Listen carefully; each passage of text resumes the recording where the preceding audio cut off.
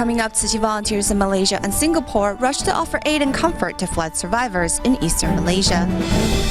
We see how Tzu-Chi and recycling help change the life of Huang Jinghu of Taichung, Taiwan. Welcome to Da Headlines. I'm Mary Lee. Thank you for joining us. Experiencing the worst flooding in 30 years, residents in Malaysia's east coast are still inundated with continuous rain, and many remain at shelters while waiting for the water to recede. Next, we take a look at the various distributions volunteers held to make sure disaster survivors felt well taken care of.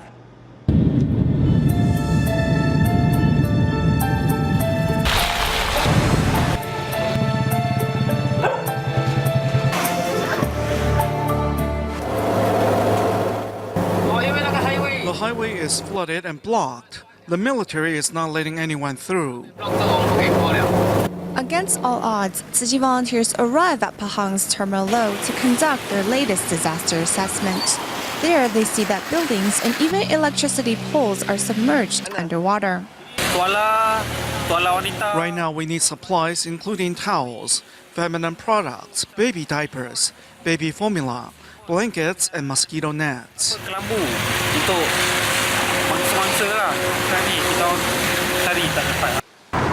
Meanwhile, earlier that morning, a group of Tzu-Chi volunteers set off from the Kuala Lumpur Jingsi Hall for Kelatang's Goa Musangin village to hold an aid distribution for flood survivors. As the supplies truck arrives, volunteers break into groups, with some readying the supplies into packs, while others check the recipient's identity against the name list. Among the volunteers helping out are also several of the disaster victims themselves. Although my house isn't quite clean yet, I brought my entire family to help because it feels good to help one another in this difficult time. I'm very happy I can be of service. Over 2,000 residents have crammed into the school serving as the temporary shelter. However, with no electricity and running water, many people have not had a shower in 4 days. Food, household items, and all my money was lost in the flood. We're staying at the school temporarily. I can't find a stable job, much less provide for my family. Thankfully, Tzu-Chi volunteers are here to help with this subsidy, which we can now use to buy things to get our lives back. As it starts raining once again during the distribution, volunteers step up to shield residents with umbrellas. Next, volunteers arrive at the faraway Pulai village, which is known locally as the Chinese Hakka village. The overflow from the nearby river damaged the local water and electricity supply as well. Residents here farm for a living, and basically all our crops have been destroyed. We don't know how to continue on. Giving much-needed supplies to residents from over 600 flooded households. In this problematic time, the volunteers' love and care is reaching those who need it most.